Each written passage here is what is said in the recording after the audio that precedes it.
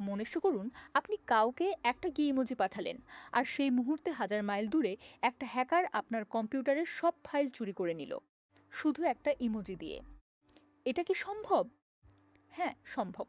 এবং এটা ইতিমধ্যেই হয়েছে। আমরা প্রতিদিন ইমোজি ব্যবহার করি হোয়াটসঅ্যাপে, ফেসবুকে, টেলিগ্রামে। এগুলো আমাদের কাছে শুধু মজার ছোট্ট ছবি, কিন্তু সাইবার অপরাধীদের কাছে এগুলো এখন একটা গোপন ভাষা, একটা কোড সিস্টেম, যেটা দিয়ে তারা নিজেদের মধ্যে যোগাযোগ করে, অপারেশন পরিচালনা করে এবং সিকিউরিটি সিস্টেমকে বোকা বানায়। আসলে ব্যাপারটা বুঝতে হলে আগে জানতে হবে কেন হ্যাকাররা এখন টেলিগ্রাম আর ডিসকর্ড এর দিকে সরে গেছে। আগে তারা ডার্ক ওয়েব এর ফোরামে বসে পরিকল্পনা করত, কিন্তু সেগুলো ধীরে ধীরে বন্ধ হয়ে যাচ্ছে। আইন শৃঙ্খলা বাহিনী নজর রাখছে। তাই তারা এখন চলে এসেছে এমন প্ল্যাটফর্মে যেগুলো এনক্রিপ্টেড, দ্রুতগতির এবং কম নজরদারির আওতায়। টেলিগ্রাম আর ডিসকর্ড ঠিক সেটাই দেয়।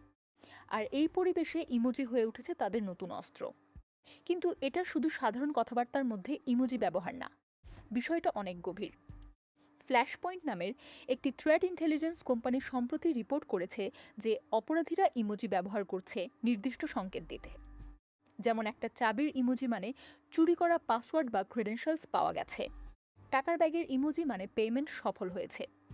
কোনো দেশের পতাকার ইমোজি মানে সেই দেশ এবারের টার্গেট। এই সংকেতগুলো এত দ্রুত, এত কম্পাক্ট যে বিভিন্ন ভাষার মানুষও একটা ইমোজি দেখে সব বুঝে নিতে পারে। আর এই ব্যাপারটা সিকিউরিটি সিস্টেমের জন্য মাথা ব্যথার কারণ হয়ে উঠেছে। কারণ সাইবার সিকিউরিটির বেশিরভাগ সফটওয়্যার কাজ করে টেক্সট স্ক্যানিং দিয়ে, নির্দিষ্ট শব্দ বা বাক্য খুঁজে বের করে সন্দেহজনক কথোপকথন ধরে। কিন্তু আপনি যদি স্টোলেন ক্রেডিট কার্ড লেখার বদলে শুধু একটা কার্ডের ইমোজি পাঠান, তাহলে সেই সফটওয়্যার কিছুই ধরতে পারবে না। ইমোজি তার কাছে শুধু একটা ছবি, নিরীহ, অর্থহীন। এবার আসুন এমন একটা ঘটনার কথা বলি যেটা শুনলে চমকে যাবেন। 2024 সালে পাকিস্তান ভিত্তিক হ্যাকার গ্রুপ উতিয়ে 137 ভারতের সরকারি সংস্থাগুলোর উপর সাইবার আক্রমণ চালায়।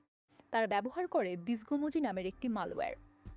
এই মালওয়্যারের কমান্ড সিস্টেমটা ছিল সম্পূর্ণ ইমোজি ভিত্তিক। ডিসকোডের মাধ্যমে একটা ক্যামেরার ইমোজি পাঠালে মালওয়্যারটা সঙ্গে সঙ্গে ভিকটিমের স্ক্রিনশট তুলে নিত। একটা আগুনের ইমোজি পাঠালে সেসব ফাইল চুরি করে পাঠিয়ে দিত পিডিএফ, এক্সেল, জিপ সহ সবকিছু। আর একটা মাথার খুলির ইমোজি পাঠালে পুরো প্রক্রিয়াটা বন্ধ হয়ে যেত। এটা শুধু স্ল্যাং বা কোড ছিল না, এটা ছিল একটা পূর্ণাঙ্গ অপারেশনাল প্রোটোকল ইমোজি দিয়ে তৈরি। এবং এই আক্রমণ সফল হয়েছিল। এই পুরো বিষয়টা আমাদের জন্য কতটা প্রাসঙ্গিক?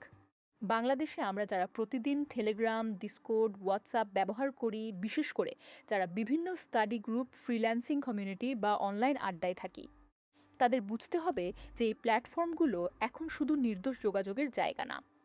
অপরিচিত চ্যানেলে যোগ দেওয়া, অপরিচিত লিঙ্ক বা ফাইল ডাউনলোড করা, এগুলো এখন আগের চেয়ে অনেক বেশি বিপজ্জনক।